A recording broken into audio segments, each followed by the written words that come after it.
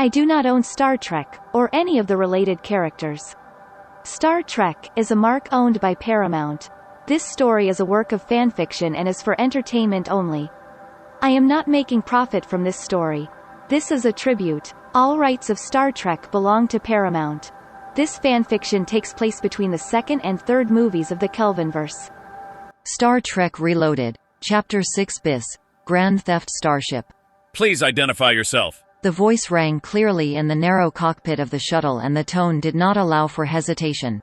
At the edge of Depot 47, in orbit high above Venus, a small private pleasure vessel was getting closer and closer to the entrance area, the only one free from the enormous force field that surrounded the entire area.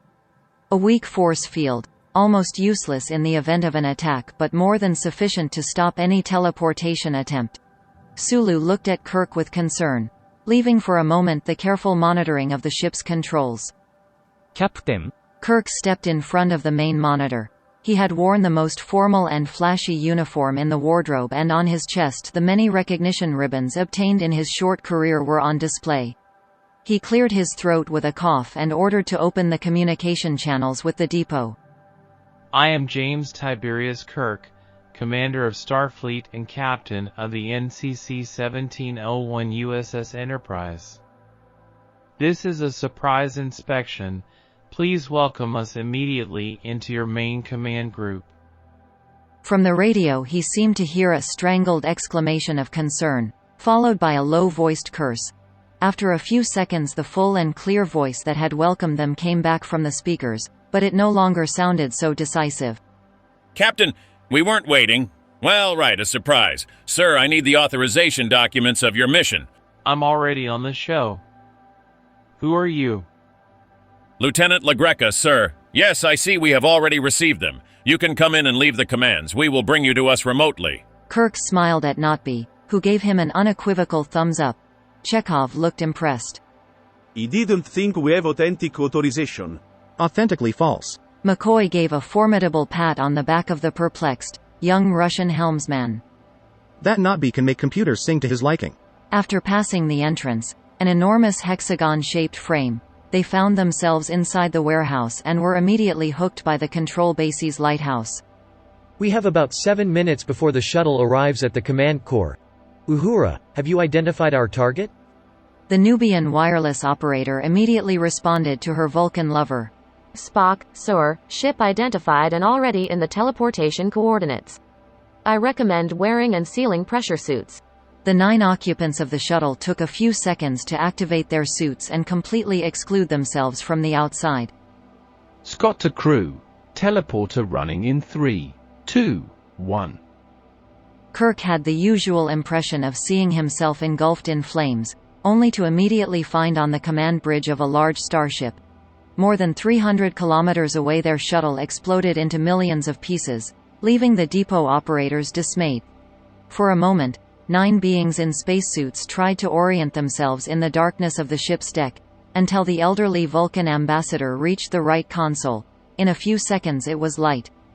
It seems that your informations are correct, Chief Engineer. From what I see the ship is in perfect working order, fueled and ready to fly. It's almost unbelievable and… In the helmets the old man's radio voice seemed to crack for a moment. It's her, it's really her. Spock, we have little time. The shuttle explosion has confused their sensors, but, upon closer analysis, they will soon discover the trace of the transporter. Kirk said. The most plausible forecast indicates that they will be able to track us in 17 minutes and 34 seconds. More or less. The young first officer's analysis was inconclusive. Optimal environmental conditions restored. You can take off your suits. At these words from the Vulcan ambassador, everyone quickly took off their cumbersome diving suits, which were abandoned sprawled in a corner. My God. This bridge really seems so naive. You know, Scott, your counterpart in my time would be quite annoyed by these words. The elder Spock allowed himself a touch of acidity in replying to the engineer. But we don't have time for this. All systems are operational. We will be able to leave within 4 minutes. Take your seats and remember what you learned from the simulations. Kirk had already sat down in the command chair. Uhura, Communications. First Officer at the Science Station. Sulu at arms and Chekhov at the helm. Scotty, run to the engine room and get help from the captain Notby. As agreed, I will supervise all systems. Added the elderly Vulcan. And me? Bones. Be good in a corner, OL. Make sure you don't cause any damage and Kirk rubbed his chin nervously. possibly shut up for a while. Ah, of course. I agree to come with you on an absurd mission as a conspirator. I become a traitor to the Federation and, as if the fact that we will all end up in life imprisonment, if not dead, wasn't enough, I also have to endure insults and humiliations. Doctor. McCoy took a long breath. Okay, I'm going to see if there really is a rag of infirmary in this card or if we will be forced to perform surgeries with chipped flint stones instead of laser scalpels. So saying, he entered the turbolift and disappeared. Will he be able to find the infirmary? The young Vulcan ventured. Kirk slowly shook his head. Don't underestimate him, Spock. That man is full of surprises. Only a few minutes passed until... Captain, they are calling us from the command unit of the depot. It seems that they have already discovered our game. An alarmed Uhura almost shouted towards Kirk. But look, well ahead of your predictions, Spock. I've always suspected that you say random big words when you want to make yourself look good. The doctor's mocking face appeared on the main monitor. And, yes, look, if I'm in the infirmary, I found it without fail. Kirk hung up. This ship must leave immediately. The elderly ambassador intertwined his fingers. Captain, all systems are operational. As soon as confirmation arrives from Scott regarding the safe efficiency of the engines, we will be able to set off. Seconds of nervous waiting followed. Captain, they keep calling. Uhura, put them on the main screen. The captain turned to the gigantic display that dominated the top of the command bridge. Let's try to confuse them for a little longer. The frightened and perplexed face of the young officer, fresh from the academy, peeked out from the screen. Gentlemen, I don't know what game you are playing, but you have teleported onto a vessel under our custody, and without any authorization regarding it. You are Lieutenant LaGreca, right? Kirk smiled at the screen, without showing any emotion. I see that you are very young. Sir, if you don't abandon that ship immediately, I will be forced to... Good boy. Well done. Bravo. Kirk stood up, miming dramatic applause. Your reaction times to an attempted theft, simulated as you will have well understood, were excellent. I will propose you for advancement myself. I imagine you are interested in commanding a ship, a small ship to start with, but I am sure you have the potential to aspire to much more. The officer gasped, with an almost comical expression of shock on his face. He slowly regained consciousness. Thanks, but in short, all this is highly irregular. I don't understand. It's called a surprise inspection, Lieutenant, and there can be some truly unexpected surprises. Are you following me? Without effective and continuous control, anyone could come here to steal. He emphasized the verb, steal. These magnificent properties of the Federation. Can you imagine what would happen if bad guys took over a perfectly efficient and well-armed ship like this?